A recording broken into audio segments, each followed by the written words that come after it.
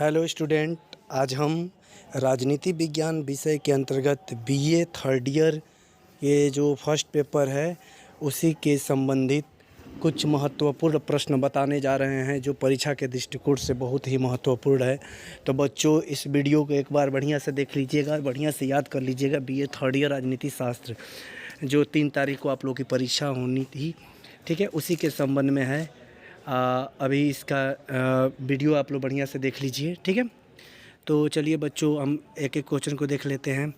पहले कि देखिए, इसमें है पहला है कि किस विचारधारा को मैकियावेली दर्शन कहा जाता है। यानी मैकियावेली का जो दर्शन था वो किस प्रकार की विचारधारा को सपोर्ट करता था, तो वो था सर्वाधिकारवाद। बच्चों याद रखिएगा, राष्ट्र सर्वोपरि है, यह विचारधारा संबंधित है, ठीक है। ये राष्ट्र सर्वोपरि मतलब उस देश में राष्ट्र ही सब कुछ होता है, वो है राष्ट्रवाद। लोकतंत्र का अभिजन के सिद्धांत के समर्थक है, तो तीनों है, पेरेटो, मोस्का, सुपीटर, तीनों है, ठीक है बच्चों। नागरिक की समस्त गतिविधियों पर किसका नियंत्रण होता है। नागरिक की समस्त जिस मतलब कौन सी ऐसी व्यवस्था है जिसमें नागरिक की जो सारी गतिविधियाँ होती है उसमें सब पर शासक का यानी शासन का नियंत्रण होता है, वो है सर्वाधिकारवाद। सर्वाधिकार में सारा अधिकार उस शासक के पास होगा, सब नियंत्रण। इसमें से किसका सामाजिक न्याय के सरोकार नहीं है।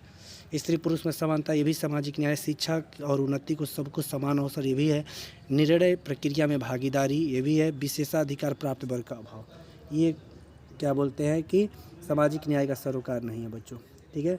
उसके बाद है दल विहीन लोकतंत्र की अवधारणा। पूछ रहा है कि दल विहीन मतलब दल न हो, ठीक है। तो दल विहीन लोकतंत्र की अवधारणा जेपी नारायण ने दिया था। कौन सी विचारधारा वर्ग संघर्ष को जन्म देती है। मार्क्सवाद। साम्राज्यवाद पूंजीवाद की अंतिम अवस्था है, किसने कहा था, तो बच्चों ये लेनिन ने कहा था। ये थियरी ऑफ जस्टिस किसकी रचना है, तो ये है जॉन रॉल्स की। संपत्ति का ट्रस्टशिप सिद्धांत जो है वो दिया था महात्मा गांधी ने। प्रजातंत्र में अल्पसंख्यकों के प्रतिनिधित्व पर किसने बल दिया था, यानी जो प्रजातंत्र है उसमें अल्पसंख्यकों के प्रतिनिधित्व पर जे.एस. मिल। स्वतंत्रता, समानता और भ्रातृत्व का जो नारा था वो था फ्रांसीसी क्रांति बच्चों। फिर अगला है लोक कल्याणकारी राज्य कहा जाता है। लोक कल्याणकारी राज्य किसे कहे जाते हैं, तो लोक कल्याणकारी राज्य कहे जाते हैं कि क्या बोलते हैं, सॉरी जो ये हाँ, व्यक्तिवाद और समाजवाद का मध्य स्थिति, ठीक है। शक्ति और प्राधिकार में विभेद क्या होता है, वैधता। वह दार्शनिक जिसने क्लासिकल उदारवाद को आधुनिक युग में एक प्रकार कल्याण में बदल दिया था, वो है हेयक। निजी संपत्ति सामाजिक न्याय की मांग है। निजी संपत्ति सामाजिक न्याय की मांग है, ये कहता है उदारवाद। कार्ल मार्क्स का अंतिम लक्ष्य था वर्ग विहीन समाज की स्थापना। बच्चों याद रखिएगा। लेवियाथन बुक का लेखक कौन है, तो लेवियाथन लिख दिया है, हाफ्स की किताब का नाम है। गांधी दर्शन में समाजवाद का है न्यायधारिता, ठीक है बच्चों याद रखिएगा। पूंजीवादी वर्ग का आर्थिक दर्शन है। पूंजीवादी वर्ग का आर्थिक दर्शन क्या होता है, सकारात्मक उदारवाद। आर्थिक क्षेत्र में व्यक्तिवाद का सबसे बड़ा समर्थक है एडम स्मिथ। कल्याणकारी राज्य मूलतः संश्लेषण है, उदारवाद और समाजवाद का, बच्चों याद रखिएगा। राजनीति आधुनिकीकरण का लक्षण है, ठीक है, उपरोक्त सभी। राज्य एक सकारात्मक अच्छाई है, ये कहता है आदर्शवाद। राज्य एक नैतिक संस्था है। राज्य जो है एक नैतिक संस्था है, ये कहता है प्लेटो, ठीक है। फिर संपत्ति चोरी है, किसने कहा कि जो संपत्ति है वो चोरी है, तो प्रोधा ने कहा था। व्यक्तिगत संपत्ति का समर्थन किस विचारधारा से संबंधित है, सिंपल सी बात है, पूंजीवाद। जहाँ पे व्यक्तिगत संपत्ति हो, हर व्यक्ति के पास अपने शरीर अपने मस्तिष्क पर संप्रभुत्व है, कौन है, JS. Mill. Wealth of nation पुस्तक के लेखक एडम स्मिथ।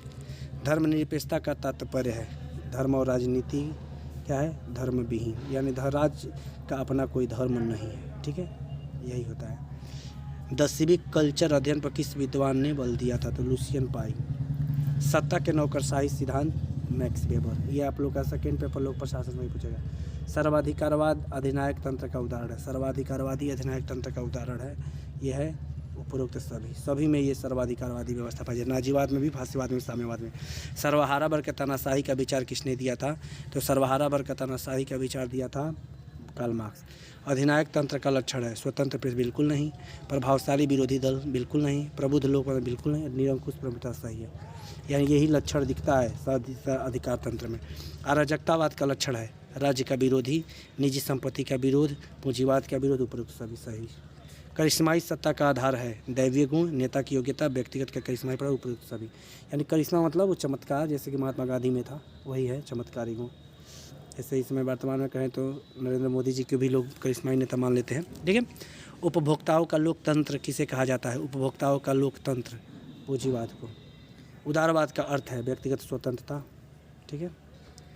तार्किक वैधानिक सत्ता के समर्थक है मेरी पार्कर फॉलेट। या शक्ति का स्वभाव है भ्रष्ट करना और अधिकाधिक शक्ति लॉर्ड एक्टर।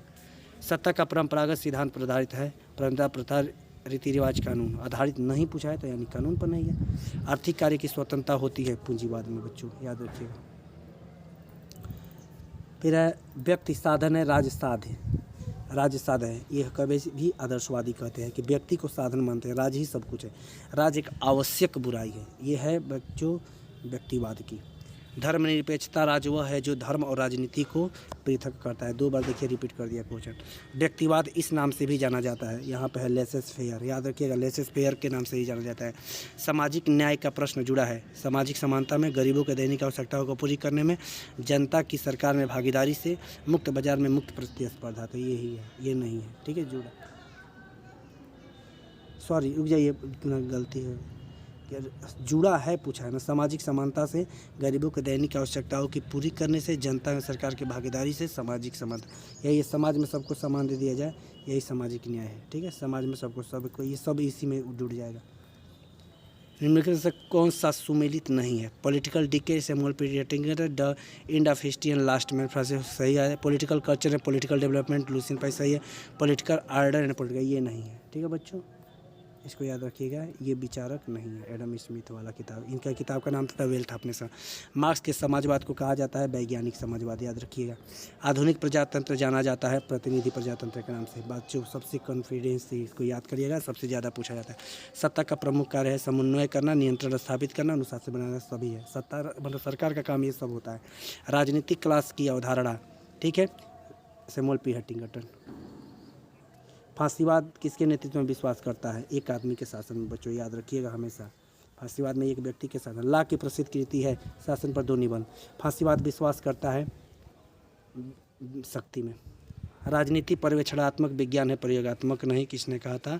तो ये था पर्यवेक्षणात्मक विज्ञान कहा था लावेल ने। ठीक है। राज्य परिवार का विस्तृत रूप है, किसने कहा था? तो ये कहा था अरस्तु। उदारवाद विस्तार से प्रस्तुत किया था लाक। आधुनिक व्यक्तिवाद का मुख्य प्रतिपादक है ग्राहम बल्लास। जिसकी लाठी उसकी भैंस, हर्बर्ट स्पेंसर। व्यक्तिवादी के अनुसार राज्य एक आवश्यक बुराई है, जो यहाँ है। फांसीवाद का उदय हुआ था इटली में। ठीक है बच्चों, तो ये था हमारा वीडियो और इसको ध्यान से एक बार पढ़ लीजिएगा, जो परीक्षा के दृष्टिकोण से बहुत महत्वपूर्ण है। धन्यवाद बच्चों वीडियो देखने के लिए। लाइक, सब्सक्राइब और शेयर कर दीजिए हमारे वीडियो को। धन्यवाद।